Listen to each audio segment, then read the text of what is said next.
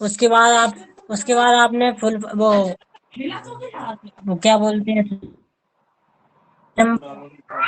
उसके बाद सर आपने आरसीसी मतलब मेरिट डीमेरिट्स क्या होती हैं और ग्रेड बताई थी कुछ, और डिफरेंस बताया था कंक्रीट में और आरसीसी में और सीसी में क्या होता है डिफरेंस। ओके, और सर और क्या बताया था, ग्रेड बताई थी आपने कुछ सीमेंट की। ठीक है, चलो ग्रेड पे ही आ जाते हैं हम लोग जो ग्रेड ऑफ कंक्रीट अपना यूज करते हैं, तो किस किस ग्रेड की कंक्रीट यूज करते हैं? सर 3 ग्रेड की बताइए सर, 33, 43। ये 33, 43, 53 ये सीमेंट का ग्रेड है, ना कि कंक्रीट का। अच्छा सॉरी सर, किसका, कंक्रीट का ग्रेड? हाँ, कंक्रीट।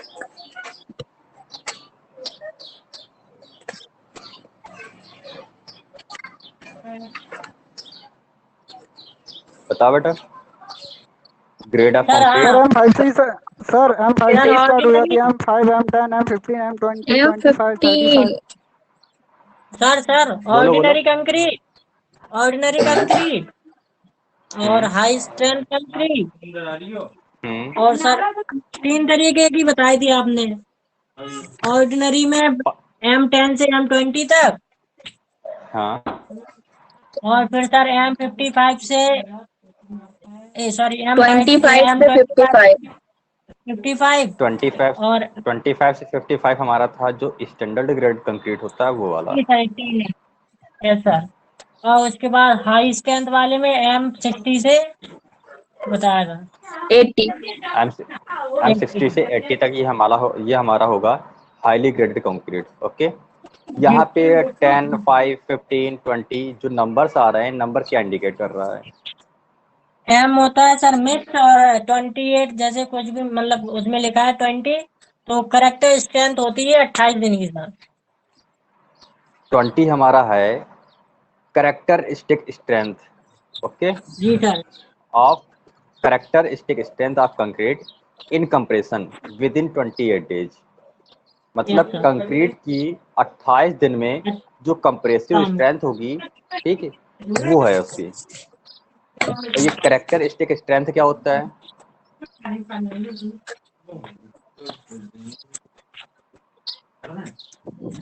मतलब सर उसमें कितनी क्षमता है उसके बाहर लेने की, वही।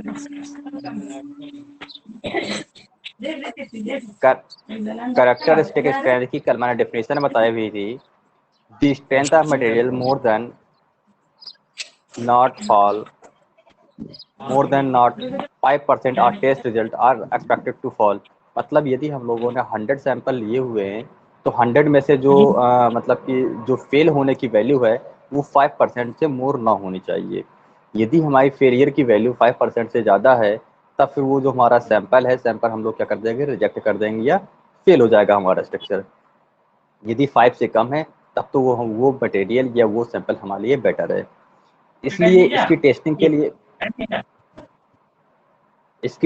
लिए हम लोग अभी जब पिछले सेमेस्टर में हम लोग यहाँ पे जहाँ ब्रिज बन रहा था, ये इधर पे गए हुए थे, तो तुम लोगों ने क्यूब देखे होंगे, देखे थे वहाँ क्यूब पड़े हुए थे एक टैंक में। तो उन क्यूब पे एक प्रॉपर डेप्थ लिखा हुआ था, बैच नंबर लिखा हुआ था, मतलब प्रॉपर एक डेट लिखी हुई थी, बैच नंबर लिखा हुआ था कि बैच नंबर मतलब कि किस बैच का है, ये किस पिलर का है, ठीक, तो प्रॉपर लिखा हुआ था। इसी प्रकार से हम लोग वहाँ से सैंपल ले जाते हैं या वहाँ से क्यूब ले जाते हैं, क्यूब के बाद फिर उनकी टेस्टिंग करते हैं। टेस्टिंग में हम लोग क्या चेक करते हैं, उसकी कंप्रेसिव स्ट्रेंथ चेक करते हैं। कंप्रेसिव स्ट्रेंथ चेक करते हैं, जैसे हमें कंप्रेसिव स्ट्रेंथ फाइंड कर लेते हैं इस प्रकार से, मतलब बहुत सारे सैंपल लेके, तो वहाँ से उनकी देखते हैं कि मतलब कि जो हमारा एवरेज निकल के आ रहा है, एवरेज कितना है। यदि एवरेज हमारा लाइकेज, यदि हमने ग्रेड ऑफ कंक्रीट यूज किया हुआ है अपना M20, और वहाँ पे एवरेज यदि 20 से कम आ रहा है, मीन 20 न्यूटन पर mm² से कम आ रहा है, तो वो जो हमारा सैंपल होगा वो फेल कर जाएगा। अदरवाइज यदि 20 से मोर देन है, तब तो हमारे लिए बहुत ज़्यादा बेटर है। ओके, ये सब हम लोगों ने कल डिस्कस किया हुआ था। फिर इसके बाद में नेक्स्ट हमने डिस्कस किया हुआ था, मेरी वॉइस आ रही है? हेलो। हाँ सर आ रही है। हाँ, फिर नेक्स्ट हम लोगों ने डिस्कस किया हुआ था कि जो हम लोग सीमेंट उसमें यूज करते हैं, सीमेंट पे जो ओपीसी सीमेंट होती है, ओपीसी सीमेंट 3 ग्रेड्स की हम लोग उसमें यूज करते हैं। तो जो हमारे 3 ग्रेड्स थे वो ओपीसी 33, ओपीसी 43 एंड ओपीसी 53। ठीक, यहाँ पे जो 33, 43 एंड 53 है, ये भी जिस प्रकार से वहाँ पे हमारी जो कंक्रीट था, कंक्रीट का कैरेक्टरिस्टिक स्ट्रेंथ था, इसी प्रकार से यहाँ पे हमारा ये सीमेंट का कैरेक्टरिस्टिक स्ट्रेंथ है।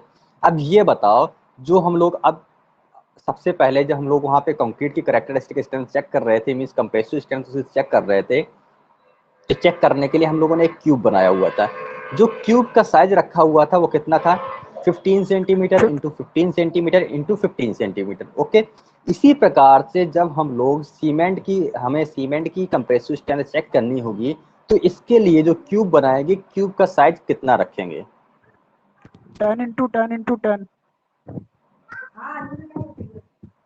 और कोई? सर 7.5 भी होता है।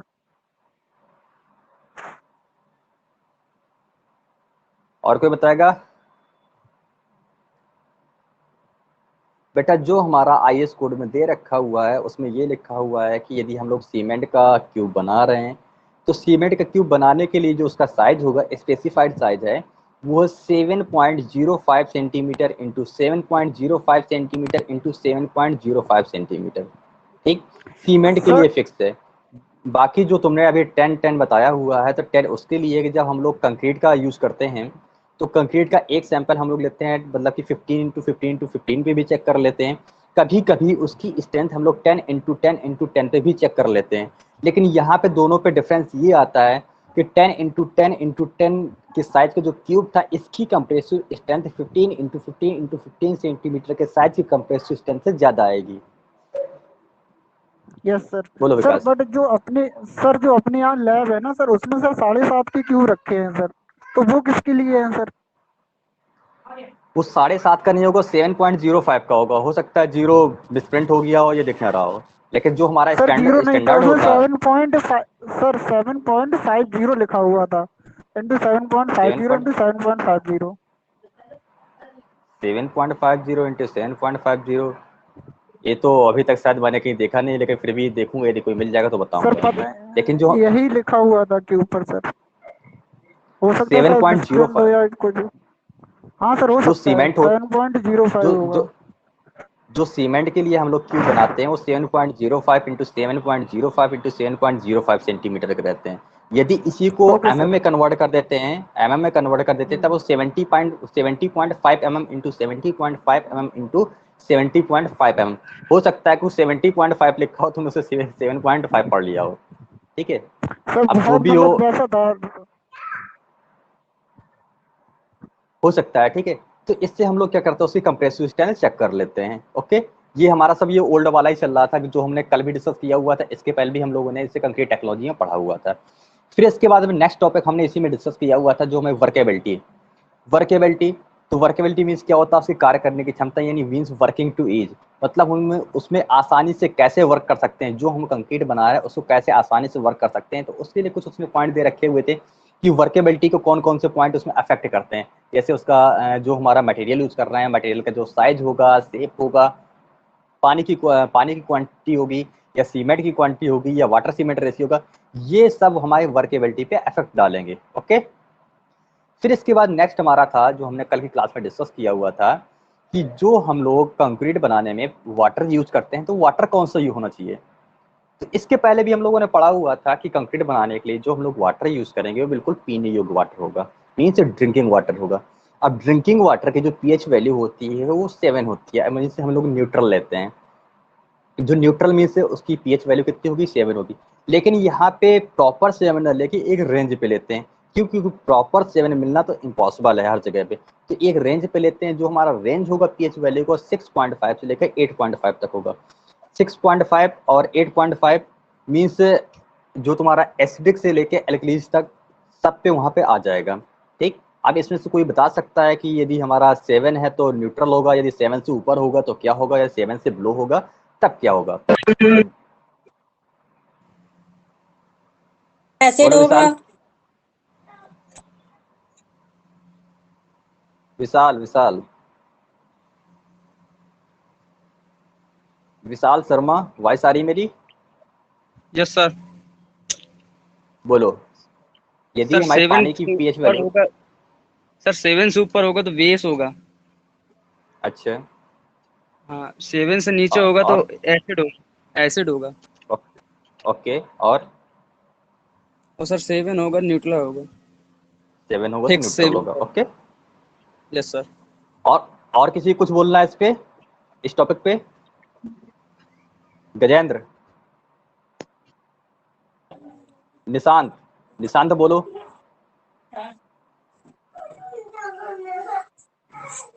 निशांत,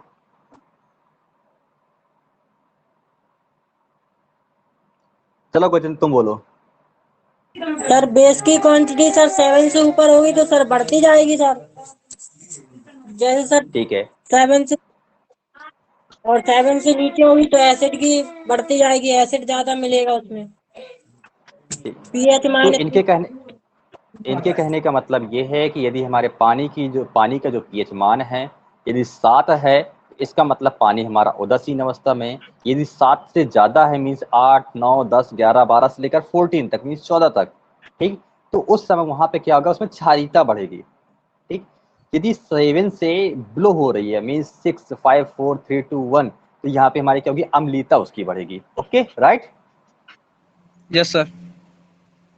फिर इसके बाद हम लोगों ने और भी कुछ डिस्कस किया हुआ था कि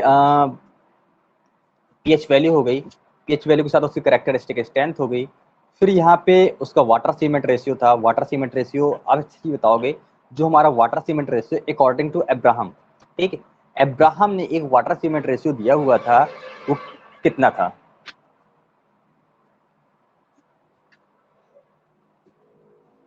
अभी तुम लोगों ने कंक्रीट टेक्नोलॉजी में पढ़ा होगा, according to Abraham water cement ratio जो पॉइंट नॉर्मली सर। टेकन है 0.4, या राइट। ठीक, तो इतना हम लोगों को ये कल की क्लास में पढ़ा हुआ था। अब इसी प्रकार से जैसे अभी हमने पढ़ा कि कंक्रीट के ग्रेड, सीमेंट के ग्रेड, तो इसी प्रकार से हमारे स्टील के भी ग्रेड होते हैं। आप लोगों ने नेम सुने होंगे, माइल्ड स्टील, सुना है कि नहीं सुना? माइल्ड स्टील, हाई सुना है। Yield strength, high yield strength deformed bar, जिसे शॉर्ट में हम लोग बोल देते हैं HYSD bar. Yes sir. Next इसी पे आता है TMT बार। TMT बार जो कि, बेटा माइक ऑफ कर लो, ये किसका माइक चल रहा है? TMT, TMT बार, TMT बार का मतलब क्या होता है? Thermo mechanically treated. आजकल मार्केट में जो भी बार या जो भी स्टील अवेलेबल है, हरिओम जो भी यादव माइक बार ऑफ या कर लो। जो इस समय मार्केट में जो भी बार या जो भी स्टील अवेलेबल है, वो जर्नली हमारी TMT बार ही मिलती है। ठीक है, TMT बार का मतलब क्या है? थर्मो मैकेनिकली ट्रीटेड, मीन्स इसकी जो ऊपर वाली है टॉप लेयर होती है, सरफेस लेयर होती है, वो हार्ड होती है और अंदर से क्या होता है, बहुत सॉफ्ट होता है। इसलिए हम लोग जनरली TMT बार ही यूज करते हैं। फिर नेक्स्ट और इसी में आती है CRS बार। CRS का कोई फुल फॉर्म बताएगा मुझे? Corrosion resistance bars. Corrosion resistance bar, मतलब इसमें क्या होता है, इसकी क्वालिटी ये होती है कि इसमें मतलब जंग नहीं लगता, मीन्स जंग प्रतिरोधी छड़ होती है ये। ठीक है, इस पे जंग बहुत जल्दी नहीं लगता है लेकिन बहुत, सबकी अपेक्षा मतलब सबके कंपैरिजन में, जो अदर स्टील है उनकी कंपैरिजन में बहुत कम लगता है। ठीक, तो अभी सबसे पहले हमें जो डिस्कस करना है वो माइल्ड स्टील और HYSD बार के बारे में ही डिस्कस करना है। तो हमारी जो माइल्ड स्टील होती है, तो माइल्ड स्टील का जो ग्रेड होता है वो होता है Fe250। क्या? Fe250, Fe250। Fe यहाँ पे इंडिकेट कर रहा है आयरन को, Fe मीन्स फेरस या आयरन। ओके, जो यहाँ पे 250 दे रखा हुआ है, 250 उसकी यील्ड स्ट्रेंथ है। यील्ड स्ट्रेंथ का मतलब क्या है? जैसे कंक्रीट पे हमारी उसकी कैरेक्टरिस्टिक स्ट्रेंथ थी, इसी प्रकार से स्टील पे इसकी यील्ड स्ट्रेंथ है। जब हम लोग अभी स्ट्रक्चरल मैकेनिक्स में हमने पढ़ा हुआ था माइल्ड स्टील का स्ट्रेस स्ट्रेन डायग्राम बनाना, पढ़ा था माइल्ड स्टील का स्ट्रेस स्ट्रेन डायग्राम बनाना, तो किसी एक पॉइंट पे जाके जो हमारा एक सबसे पहले हमें क्या मिलता था, प्रोपोर्शनल पॉइंट मिलता था। प्रोपोर्शनल पॉइंट के बाद फिर एक हमें पॉइंट ऐसा मिलता था जहाँ पे हमारा हुक्स लॉ वेरी करता था। हुक्स लॉ के बाद फिर उस पॉइंट के बाद हमारा एक ऐसा पॉइंट आता था जिसे हम बोलते थे अपर यील्ड पॉइंट। अपर यील्ड Yes, पॉइंट sir. के बाद फिर हमारा लोअर यील्ड पॉइंट आता था। लोअर यील्ड पॉइंट के बाद हम लोग क्या करते थे, प्लास्टिक स्टेज में चले जाते थे। प्लास्टिक स्टेज के बाद फिर हम लोग फिर हमारा ग्राफ ऊपर दोबारा से बढ़ता था, और ग्राफ ऊपर बढ़ने के बाद फिर स्ट्रेन हार्डनिंग के बाद नेकिंग जोन, और नेकिंग जोन के बाद लास्ट में फ्रैक्चर मिल जाता था। तो यहाँ पे जो हमारी अपर यील्ड वैल्यू है वही उस स्टील की यील्ड स्ट्रेंथ कहलाएगी। तो जिस प्रकार से हम जैसे अब यहाँ पे कंक्रीट यूज कर रहे थे, तो देखना यहाँ पे कहाँ गया व्हाइट बोर्ड, एक मिनट रुकना।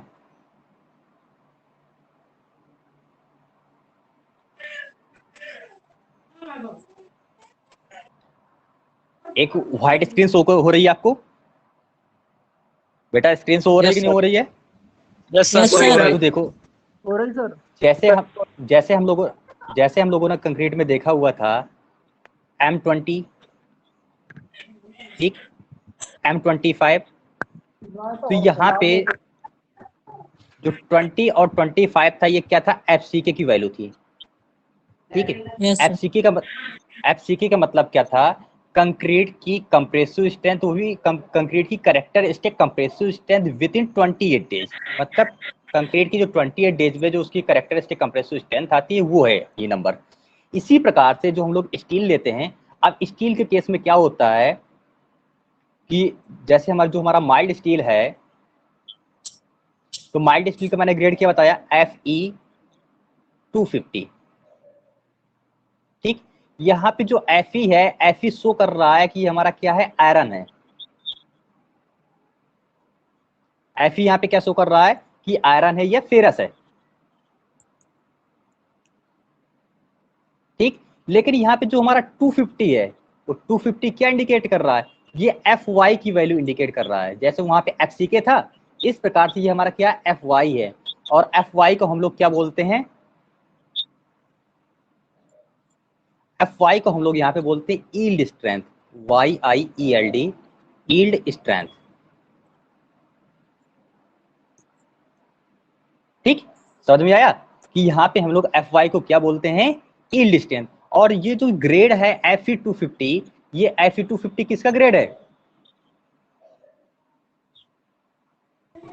Mild steel. ये हमारा ग्रेड है MS का, मींस माइल्ड स्टील का, ओके। जो Fe250 है वो माइल्ड स्टील का ग्रेड है।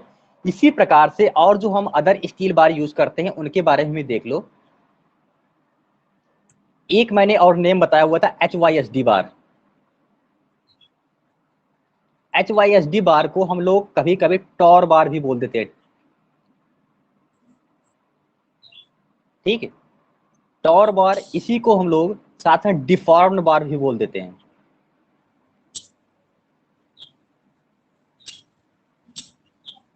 दिख रहा है। HYSD बार को हम लोग उसे टॉर बार भी बोल देते हैं, साथ में डिफॉर्म्ड बार भी बोल देते हैं। ऐसा क्यों बोलते हैं, क्योंकि आजकल जनरली जो भी तुम स्टील देख रहे हो, तो स्टील के ऊपर देखते होगे कुछ डिजाइन टाइप में बनी होती है। Hello, yes sir. हाँ हाँ, जो खांचे या डिजाइन बने होते हैं, इसे हम लोग बोलते हैं कोरुगेटेड या टिंट बोल दो या रिब बोल दो। तो क्या बोलते थे, कोरुगेटेड या टिंट या रिब, मीन्स उभार, ठीक। ये बने होते हैं, इनके इससे हमारा बेनिफिट क्या होता है, इससे बेनिफिट ये होता है कि इनकी जो ग्रिप होती है, मीन्स जैसे ये हमारा क्या है, कंक्रीट है, ठीक, प्लस स्टील है, और उस स्टील पे यदि हमने यहाँ पे टिंट या उभार या रिब बना रखा हुआ है, तो उस समय इनकी जो ग्रिप आ जाएगी। मान लो ये हमारा क्या है, कोई कंक्रीट है, ठीक, यहाँ पे मैंने बीच में यहाँ पे स्टील को अपने एम्बेडेड कर दिया, तो कर रहा है, ये हमारा कंक्रीट का कोई स्ट्रक्चर था, ठीक, ये हमारा कंक्रीट का स्ट्रक्चर है, मैंने यहाँ बीच में स्टील को एम्बेड कर दिया। यदि यही स्टील प्लेन बार में होगी, यहाँ पे ध्यान दो, यदि ये वाली स्टील हमारी बार में होगी, तो यदि मैं यहाँ से फोर्स लगा के इसे खींचता हूँ, लगाता हूँ ठीक, और खींचता हूँ तो प्लेन बार है तो आसानी से निकल आएगी। हमें क्या पता तू कहाँ रखे हो। लेकिन यदि प्लेन बार है तो यहाँ आसानी से निकल आएगी, इनकी बीच की जो ग्रिप होगी वो कम होगी। लेकिन यदि बार है उसमें ऐसे सर वॉइस सही क्लियर नहीं आ रही। अब आने लगी है। अभी भी नहीं आ रही। हेलो, हाँ सर माइक ऑफ कर लो, परेशान मत हो, वॉइस क्लियर आ गई। जिसका भी है 1 मिनट का टाइम दो, वॉइस क्लियर आएगी।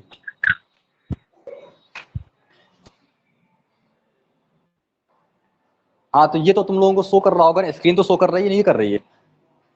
Sir screen shot hello? दिख रही है, शो कर रही है सर। शो कर रही है। तो इसमें देखो एक मेरा कंक्रीट का कोई स्ट्रक्चर बना हुआ है, उस स्ट्रक्चर के अंदर मैंने यहाँ पे स्टील का बार डाला हुआ है। और क्या बोल रहा बेटा? हेलो हेलो, अभी भी आवाज नहीं आ रही क्या? नहीं आ आ रही है सर, ठीक है। तो यहाँ पे देखो मैंने इसमें क्या डाला, तो यहाँ पे इसमें फोर्स लगा रहा हूँ। जब मैंने यहाँ पे इस बार जो यहाँ पे ये स्टील की बार पड़ी हुई है, ठीक, ये क्या है, ये स्टील बार जब हमारी प्लेन बार थी, ठीक, प्लेन बार थी, प्लेन बार को जब मैं यहाँ से F फोर्स लगा के यहाँ से खींचूंगा तो आसानी से निकल आएगी। लेकिन यहीं पे प्लेन बार की जगह मैं यदि HY और बार का यूज कर देता हूँ तो इसमें क्या बने हुए हैं, टिंट बने हुए हैं या डिफॉर्म है बार, तो टिंट की वजह से इसमें क्या होगा, ग्रिप अच्छी हो जाएगी या फ्रिक्शन वहां पे जनरेट हो जाएगा, जिससे ये आसानी से नहीं निकलेगा। इसलिए आजकल जो हम लोग स्टील यूज करते हैं वो HYSD बार का यूज करते हैं। लेकिन पहले के टाइम पे तुम लोगों ने देखा होगा जो हम लोग माइल्ड स्टील यूज करते थे, माइल्ड स्टील बिल्कुल प्लेन बार मिलती थी। इसीलिए आजकल के टाइम पे हम लोगों ने प्लेन बार का यूज ना करके डिफॉल्ट बार का यूज करने लगे हैं। FE जो हमारा 250 होता है ग्रेड, वो FE 250 प्लेन बार का होता है, मतलब माइल्ड स्टील का होता है, और माइल्ड स्टील मैक्सिमम हमारी प्लेन बार पे ही मिलती है। और जो HYSD बार है, HYSD बार के जो हमारे ग्रेड होते हैं वो होता है FE 415 और FE 500। ठीक, जो हमारा HYSD बार है,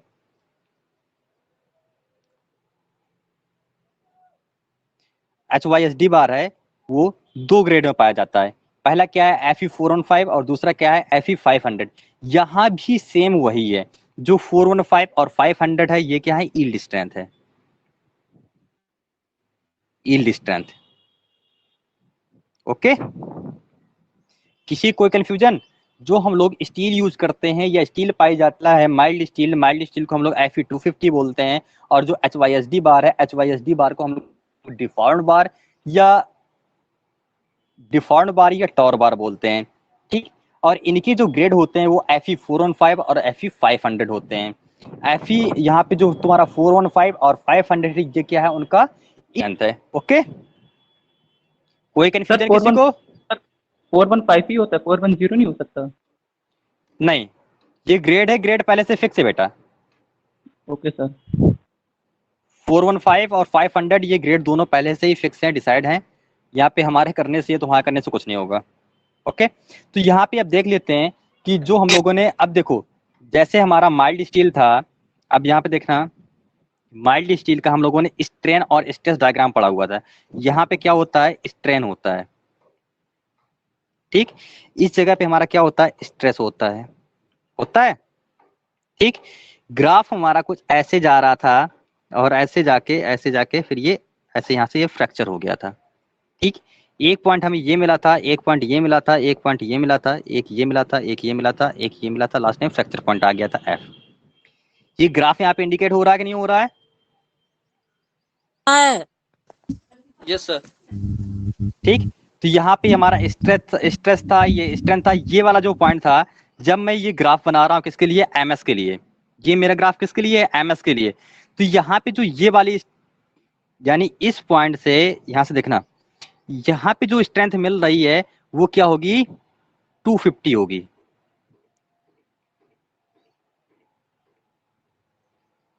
समझ में आया? यहाँ पे इस पॉइंट पे जो हमें स्ट्रेस मिलेगी वो कितनी मिलेगी?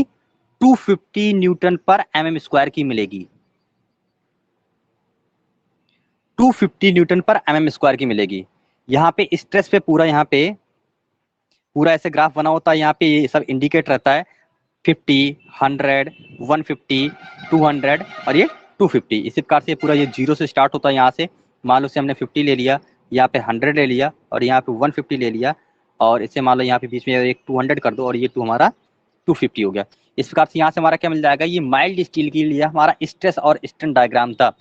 माइल्ड स्टील की कंडीशन में क्या होता है कि हमारा जो यील्ड पॉइंट होता है वो क्लियर शो कर रहा है। इस पे देखना, ये हमारा जो ये पॉइंट होता है, ये वाला पॉइंट है, ये पॉइंट हमारा क्या कर रहा है? क्लियर शो कर रहा है। क्लियर शो करने का मतलब क्या है कि इसकी यील्ड स्ट्रेंथ हम आसानी से ज्ञात कर सकते हैं। लेकिन HYSD बार के केस में क्या होता है कि उसका जो यील्डेड पॉइंट है वो हमें क्लियरली शो नहीं करता है। क्या बोला मैंने? जो हमारा HYSD बार है, HYSD बार के केस में जो हमारा उसका यील्ड पॉइंट है वो क्लियरली शो नहीं करता है। तो इसके लिए हम क्या करते हैं कि जैसे मान लो ये हमारा ग्राफ बना हुआ है, ठीक, मान लो ऐसे एक ग्राफ ये बना हुआ है, साथ में एक ग्राफ ये और ऐसे बना हुआ है, ठीक, इंडिकेट कर रहा है। तो यहाँ पे देखना, ये वैल्यू मिल गई हमें 250 की, इस पे तो यील्ड पॉइंट हमें मिल गया, लेकिन इन पे कोई भी ऐसा पॉइंट नहीं मिल रहा है। ये मान लो हमारा जो ये वाला है ये 415 का ग्राफ है और ये मान लो हमारा 500 का ग्राफ है। ये वाला जो ग्राफ है ऊपर वाला ये 500 का है, स्क्रीन शो कर रही है।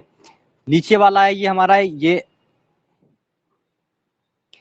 वाला था हमारा 250 के लिए, ठीक, ये जो ग्राफ बना हुआ है ये 250 का है। इसके ऊपर वाला ये हमारा 415 का है, इसके ऊपर वाला हमारा 500 का है। लेकिन इन पॉइंट पे क्या है, हमें कोई भी यील्डेड पॉइंट शो नहीं कर रहा है। हमारा ग्राफ जो हमारे हम लोग HYSD बार यूज करते हैं, HYSD बार के केस में हमारा क्या है, कोई भी यील्ड पॉइंट हमें इंडिकेट नहीं हो रहा है। तो इसके लिए हम क्या करते हैं कि पैरेलल, मतलब यहाँ से जो ये लाइन है, ये लाइन यहाँ से शो कर रही है, इस लाइन के पैरेलल 0.2% पे एक यहाँ से इमेजिनरी लाइन ड्रॉ करते हैं।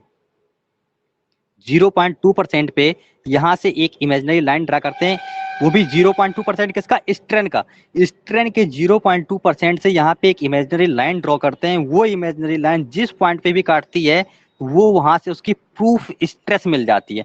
यहाँ पे हम लोग इसकी यील्ड स्ट्रेस बोल रहे थे, लेकिन इनके केस में हमने क्या बोल दिया? उसे प्रूफ स्ट्रेस बोल दिया।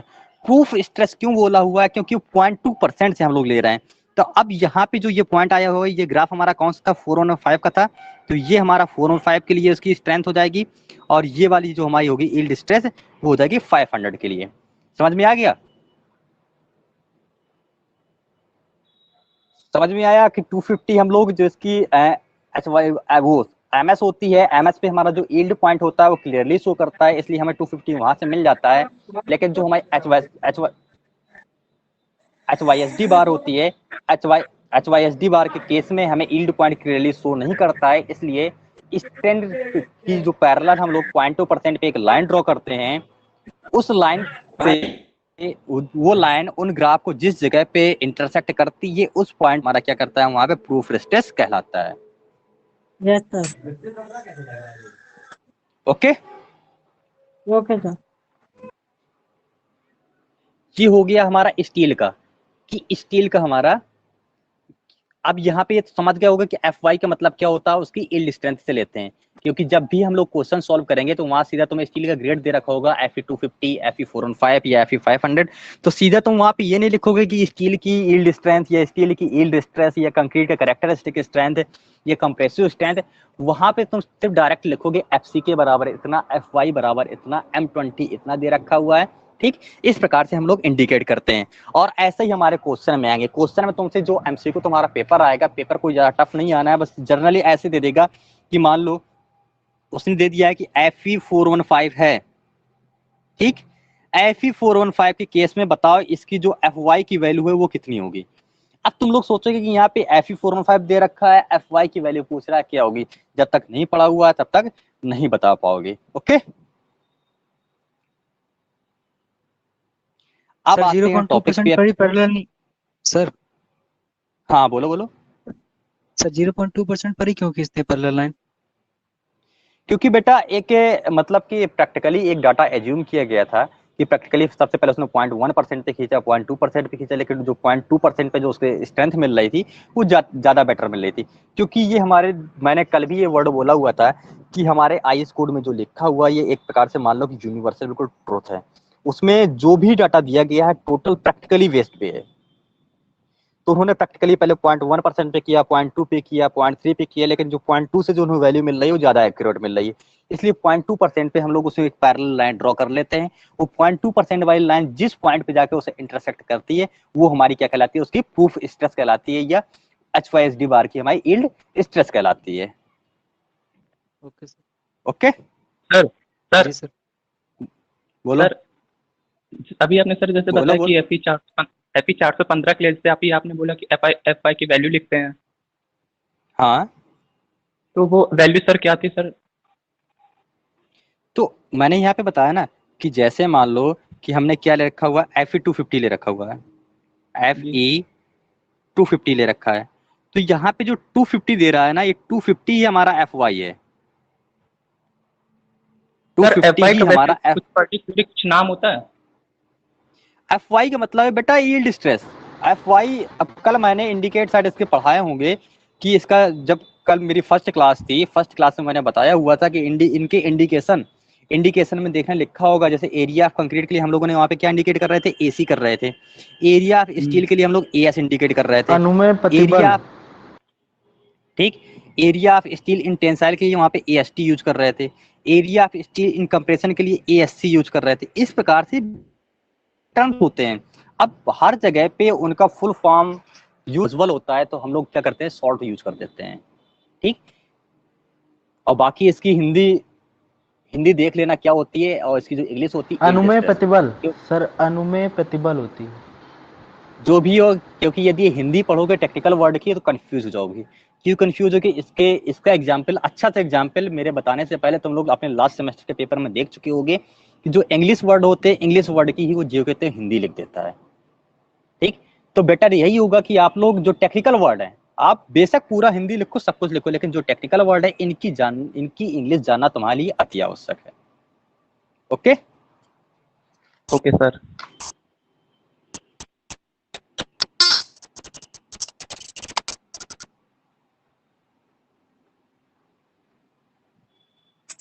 वॉइस आ रही है मेरी? बोलो सर बेटा। कुछ लोग अप्रूवल मांग रहे हैं। बेटा अप्रूवल में क्लास के बीच में नहीं दे पाऊंगा, क्योंकि रिकॉर्डिंग चल रही है। यदि मैं अप्रूवल देने के चक्कर में फिर वो कैंसिल हो जाएगी class. Okay sir sir. Deform bar और ट्विस्टेड बार है सर, वो हाँ जो डिफॉल्ट बार, HYSD नहीं आएगी? हाँ HYSD के अंतर्गत ही आती हैं। जो दोनों? अप्रूवल मांग रहे हैं उनसे बोला, हाँ आधे घंटे पहले मैंने क्लास स्टार्ट कर दी थी। आधे घंटे पहले इसीलिए स्टार्ट करते, एक बार अप्रूवल ले लो उसके बाद क्लास में कभी भी एंट्री कर सकते हो। आधे घंटे पहले से ही ओपन करके बैठ जाता हूँ। क्यों ओपन करता हूँ, इसलिए ओपन करता हूँ। जो HYSD बार होती है, HYSD बार में भी हमारे ट्विस्ट बने होती है, टिंट बने होते हैं, इसलिए इसको ट्विस्टेड बार या डिफॉर्म बार या टिंटेड बार, ये कोरिगेटेड बार बोलते हैं। दोनों का सर सेम ही काम होता है, दोनों का, डिफॉर्म बार और हाँ हाँ ट्विस्टेड बार? हाँ, दोनों का सेम ही होता है। अच्छा, ओके ओके, सर। अब बाकी बाकी फिर आते हैं अपने नेक्स्ट टॉपिक पे।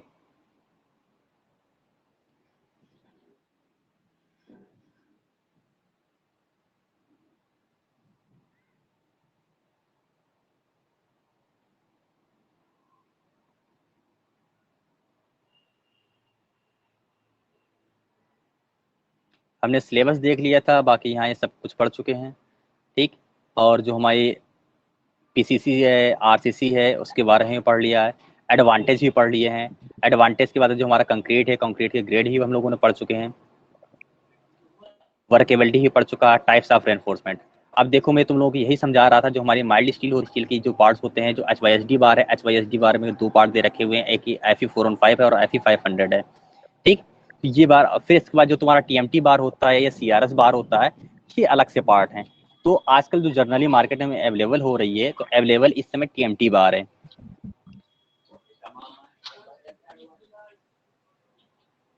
ठीक। ये देखो यहाँ पे स्क्रीन में शो कर रहा है, कुछ इस प्रकार से यहाँ पे एक तुम्हें ये प्लेन बार शो कर रही है और ये यहाँ पे क्या है, ये डिफॉर्म्ड बार है। ठीक, यस सर। हाँ, प्लेन बार की जो फ्रिक्शन होता है, ये ग्रिप होता है, वो बहुत कम होता है। और जो डिफॉल्ट बार है, डिफॉल्ट बार का हमारा जो फ्रिक्शन होता है, ये ग्रिप होता है, बहुत ज्यादा होता है। देखो इसका यहाँ पे इसने नेम भी लिखा हुआ है कि जो हमारा Fe415 है उसको टॉर 40 भी बोलते हैं। Fe415 को देखो यहाँ पर टॉर 40 लिखा हुआ है और जो Fe500 उसको टॉर 50 लिखा हुआ है। तो यदि ये टॉर 40 या टॉर 50 लिख के आ जाए तो कंफ्यूज मत हो जाना कि ये कौन कौन सी बार हैं।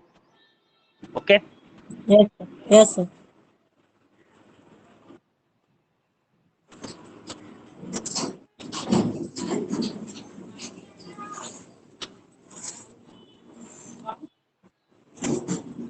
फिर इसके बाद अब हम लोगों को स्टडी करना है जो types of load on structure.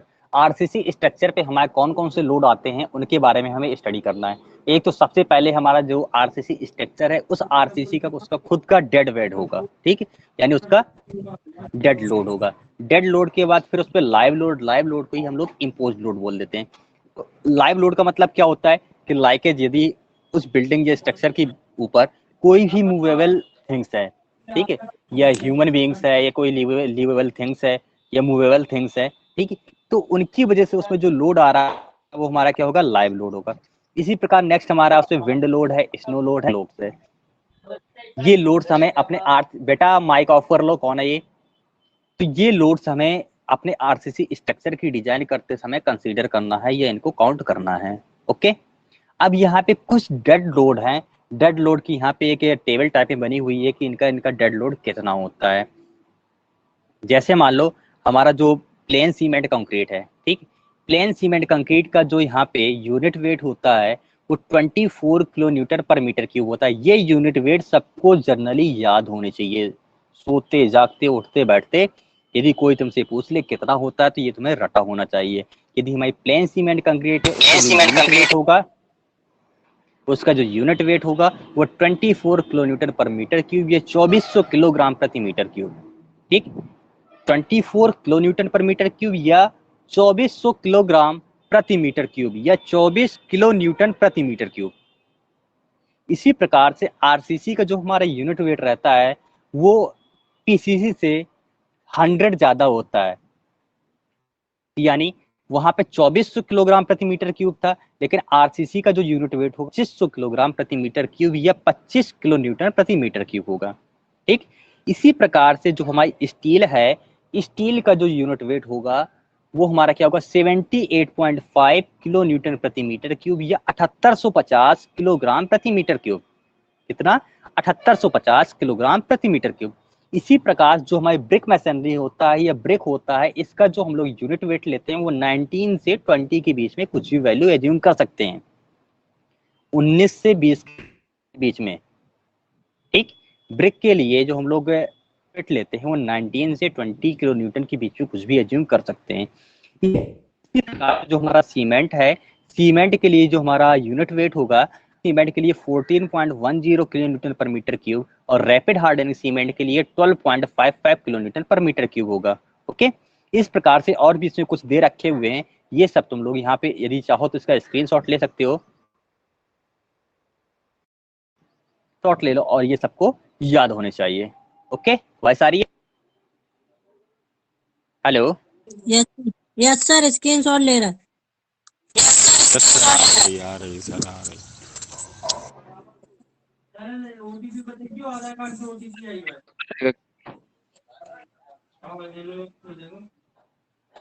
Sir syllabus पूरा रहेगा? हाँ सिलेबस पूरा होगा।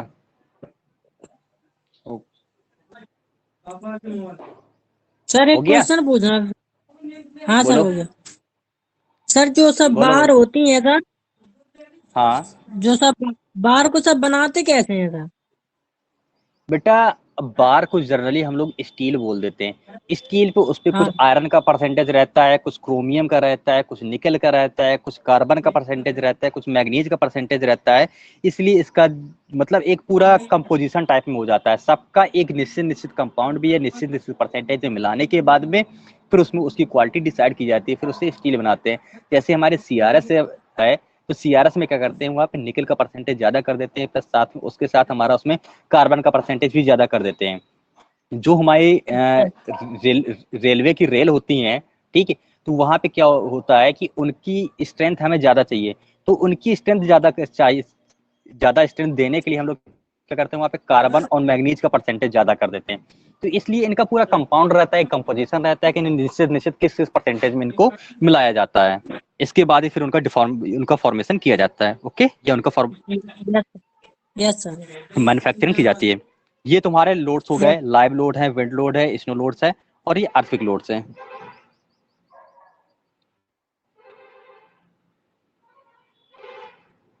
ठीक, अब इसके बाद आते हैं जो हमारे मेथड ऑफ आरसीसी डिजाइन है। आरसीसी डिजाइन करने के लिए हमें कौन कौन से मेथड पढ़ने हैं, तो आरसीसी डिजाइन करने के लिए सिर्फ हमें 2 मेथड ही पढ़ने हैं।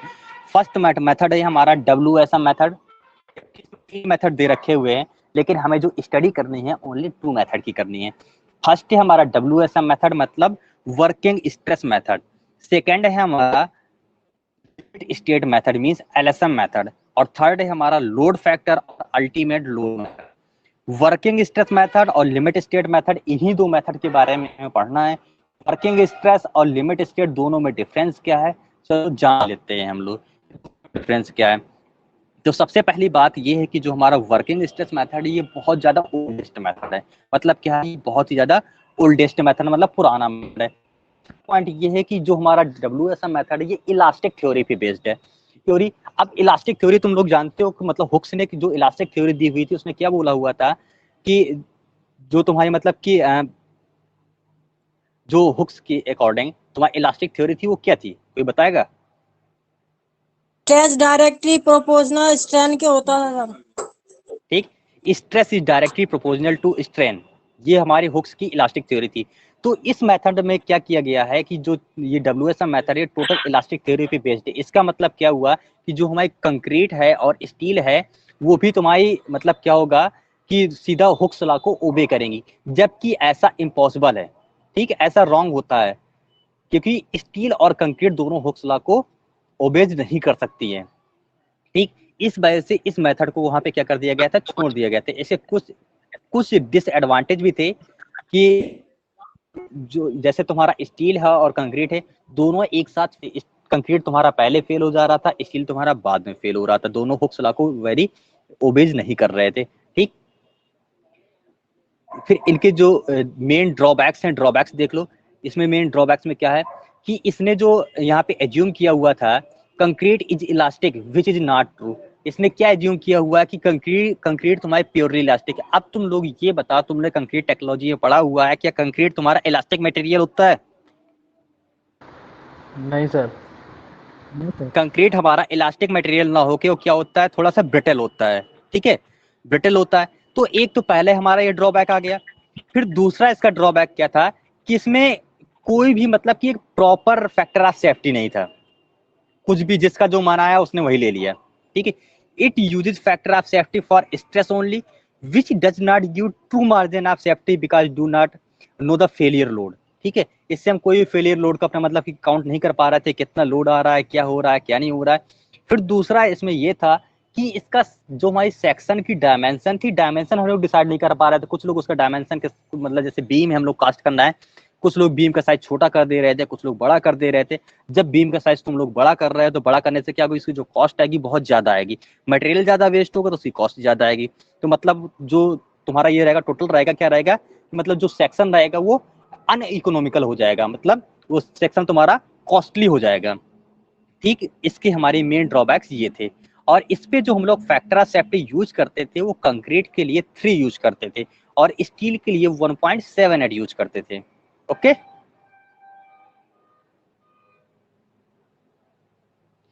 फिर हमारा दूसरा मेथड क्या है, दूसरा मेथड है हमारा LSM method means limit state method. Limit state method क्या है, टोटल ये हमारा अल्टीमेट स्ट्रेंथ पे ही एप्लीकेबल है, ये अल्टीमेट स्ट्रेंथ पे ही वर्क करता है। This is the most rotational method which takes into the ultimate strength of the structure and also the serviceability requirement. समझे, the acceptable limit of safety and serviceability requirement before failure occurs is called limit state। इस case में क्या था कि जो हमारा यदि fail हो रहा था तो फेल होने के दो चांसेस, एक था हमारा लिमिट स्टेट ऑफ कोलैप्स, दूसरा था लिमिट स्टेट ऑफ सर्विसिबिलिटी। ठीक, लिमिट एप्स और लिमिट स्टेट ऑफ सर्विसिबिलिटी। और इस केस पे जो हम लोगों ने फैक्टर ऑफ सेफ्टी लिया हुआ था, तो यहाँ पे जो कंक्रीट के लिए फैक्टर ऑफ सेफ्टी लिया हुआ था वो 1.5 लिया हुआ था, और जो स्टील के लिए फैक्टर ऑफ सेफ्टी लिया हुआ था वो 1.15 लिया हुआ था। ठीक, लेकिन ये हमारा था एलएसएम मेथड का, और वहीं पे जो हम लोगों ने डब्ल्यूएसएम मेथड में यूज किया था, डब्ल्यूएसएम मेथड में कंक्रीट के लिए यहाँ पे 3 यूज किया था और यहाँ पे 1.78 यूज। तो आप समझ सकते हो कि एक मेथड तुम्हारा डब्ल्यूएसएम मेथड है, तो वहां पे हम लोग जो कंक्रीट का फैक्टर ऑफ सेफ्टी ले रहे हैं वो 3 ले रहे हैं, और दूसरा हमारा क्या है एलएसएम मेथड है, एलएसएम मेथड पे जो हम लोग कंक्रीट का फैक्टर ऑफ सेफ्टी ले रहे हैं वो 1.5 ले रहे हैं। इसके मतलब क्या होगा कि एलएसएम मेथड से हम लोग जो भी स्ट्रक्चर या जिस स्ट्रक्चर की डिजाइन करेंगे वो हमारा कैसा पड़ेगा, इकोनॉमिकल होगा। ठीक, मतलब चीफली होगा, बहुत ज्यादा सस्ता होगा। लेकिन वहीं पे यदि हम लोग डब्ल्यूएसएम मेथड से डिजाइन कर रहे थे तो बहुत ज्यादा अनइकोनॉमिकल हो जा रहा था, मतलब बहुत ज्यादा कॉस्टली हो जा रहा था। ओके,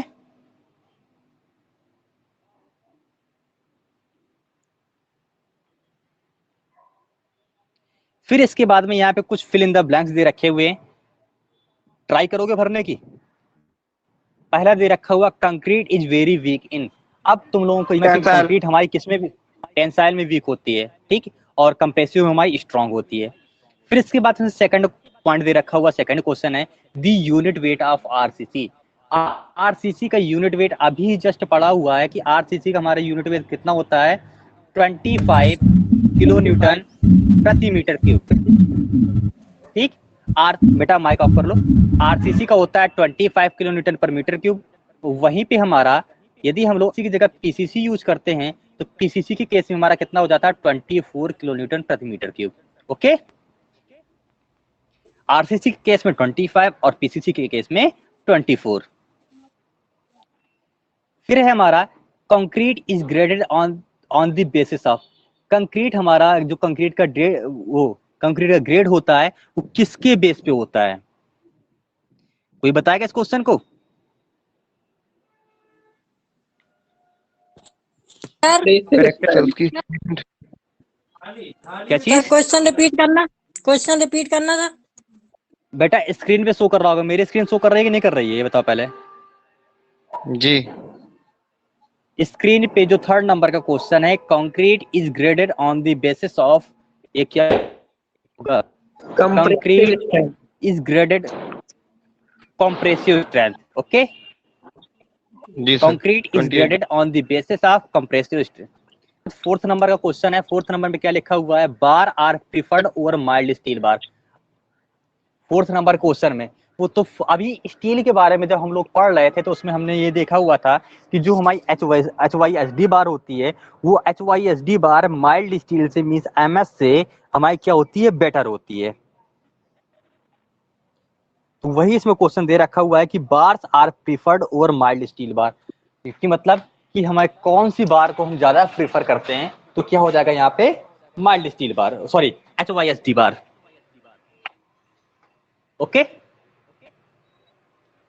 फिर नेक्स्ट है हमारा in RCC reinforcement takes up to. RCC reinforcement है कौन सी स्ट्रेस को टैक्स करता है, बताओ? In RCC stress, in RCC steel reinforcement takes up tensile and compressive दोनों को बियर करता है। आरसीसी है, आरसीसी है, टेंसाइल एंड कंप्रेसिव स्ट्रेस दोनों को ही करेगा। और यदि सिर्फ ओनली तुम्हारा सीसी होता तो सिर्फ ओनली कंप्रेसिव वाला ही होता। ओके, फिर इसके बाद में 6 नंबर क्वेश्चन है concrete grades lower than should not be used for RCC work. जब मैं कल टॉपिक को पढ़ा रहा था तो उसमें लिखा हुआ था कि जो हमारा M20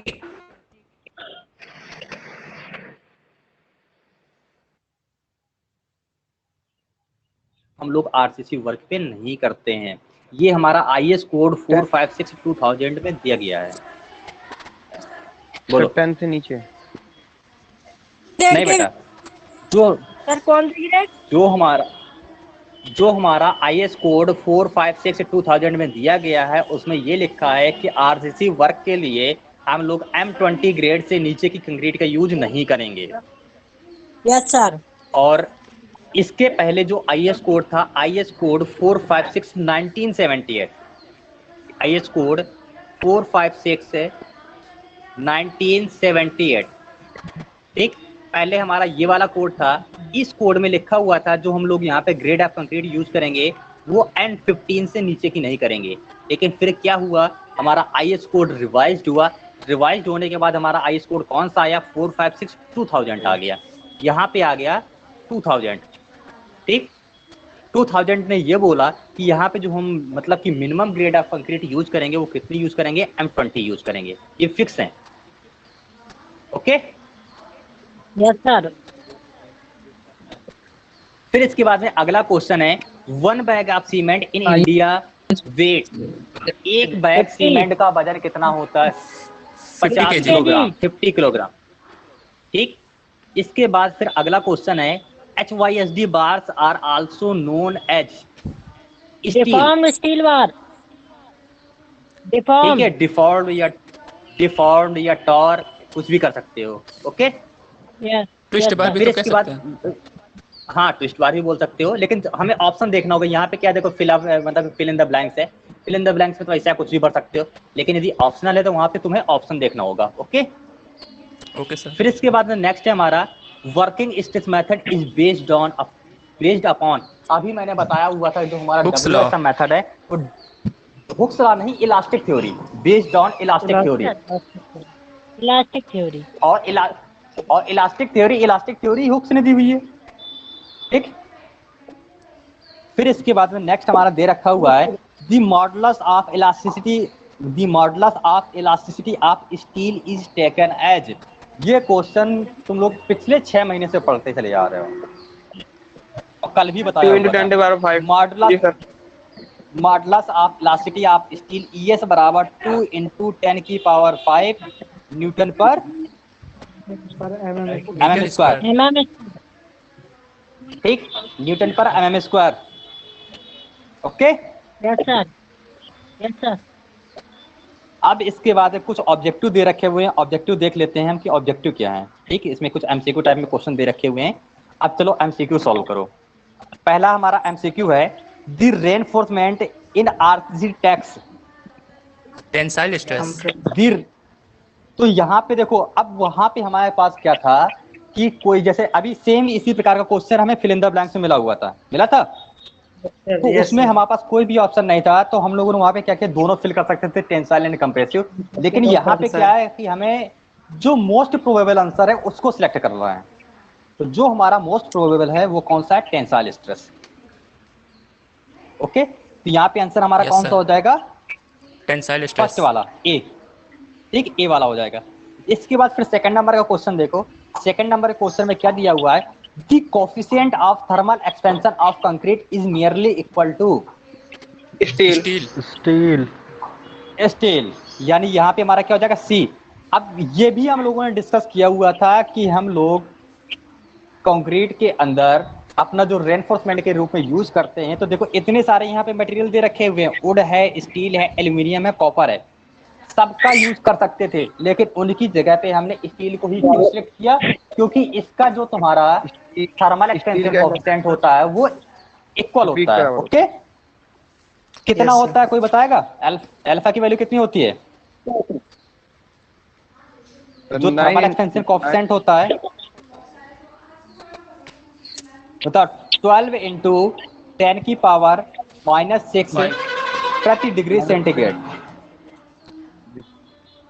12 × 10 की पावर -6, 12 × 10 की पावर -6 प्रति डिग्री सेंटीग्रेड। स्टील की थर्मल, ये है हमारा thermal expansion coefficient. Okay, yes sir. Yes sir. आगे बढ़े। Yes sir. Yes sir. इसके बाद फिर अगला यहाँ पे क्वेश्चन दे रखा हुआ है, the minimum compressive strength of OPC 43। OPC जो 43 ग्रेड की सीमेंट होती है, उसकी कंप्रेसिव स्ट्रेंथ कितनी होगी मिनिमम, 43। तो 43 सब ऑप्शन दे रखे हुए यहाँ पे, ऑप्शन देखो, ऑप्शन देख के बोलो, न्यूटन पर mm यहाँ पे square। होगी न्यूटन पर mm स्क्वायर बी। न्यूटन पर 43 mm स्क्वायर। न्यूटन पर mm स्क्वायर। कौन सा ऑप्शन है? बी। बी नंबर का। ठीक, बी नंबर का ऑप्शन हो जाएगा यहाँ पे। Yes sir. इसके बाद अगले क्वेश्चन पे आ जाओ।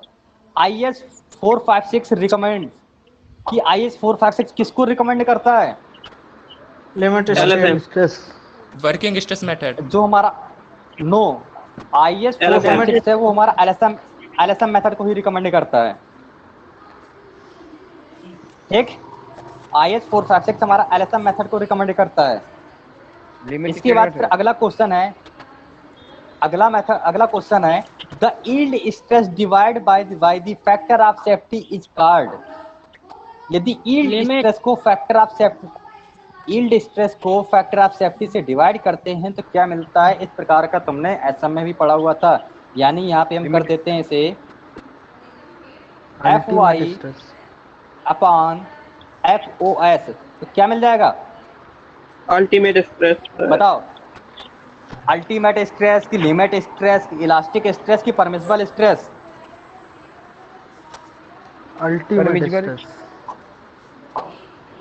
बताओ कौन सा होगा, सोचो।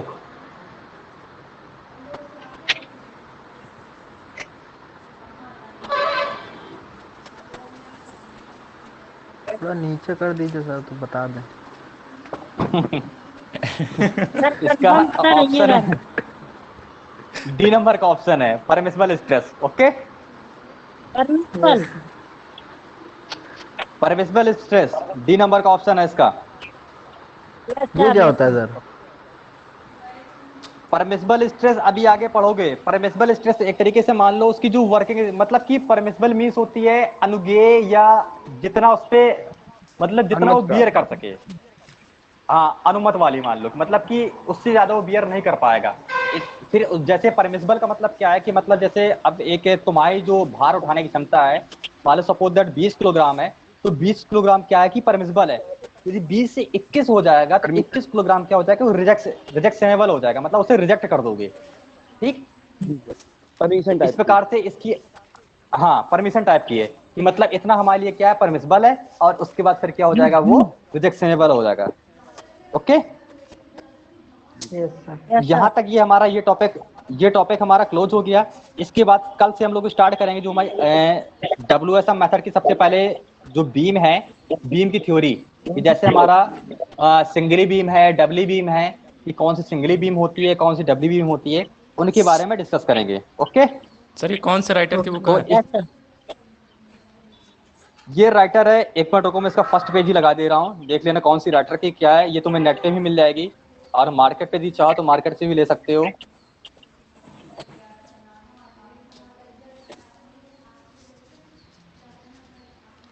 जी ये तो पूरी इंग्लिश पे है। हाँ, पूरी फुल इंग्लिश में ही है। Yes sir. हमारे ये हिंदी देख लो, वर्जन आता होगा ये बुक है, हिंदी वर्जन आता है मेरे। नीलम शर्मा की है। नीलम शर्मा। डिजाइन। ठीक, ये बुक का फ्रंट पेज है, सर्च कर लेना, मिल जाएगा, नेट पे भी अवेलेबल है। ओके, ठीक है तो सर। अपनी आज की क्लास यहीं खत्म करते हैं, समाप्त करते हैं। फिर इसके बाद फिर कल देखेंगे। और बोलो सर, अटेंडेंस सर अपना लगना थी सर। अटेंडेंस ग्रुप पे पहुंच जाएगी, जैसे तुम्हारा सेशन ओवर होगा अटेंडेंस पहुंच जाएगी। सर, अपने आप लग जाती है अटेंडेंस। अपने आप पहुंच जाती है। जितनी देर तुम क्लास ज्वाइन करते हो, जो भी क्लास ज्वाइन करता है, ऑटोमेटिक अटेंडेंस आती है। Okay sir. ओके, अब मैं कोशिश ये करूंगा कि जो अभी तक मैंने फर्स्ट टॉपिक पढ़ाया हुआ है, इसका असाइनमेंट उसमें अपलोड कर दूंगा, तो कोशिश करना सब लोग सॉल्व करने की कोशिश करना। ठीक, उसका असाइनमेंट उसमें अपलोड कर दूंगा, उस असाइनमेंट को सॉल्व करने की कोशिश करना। Okay, thank you class. Okay sir.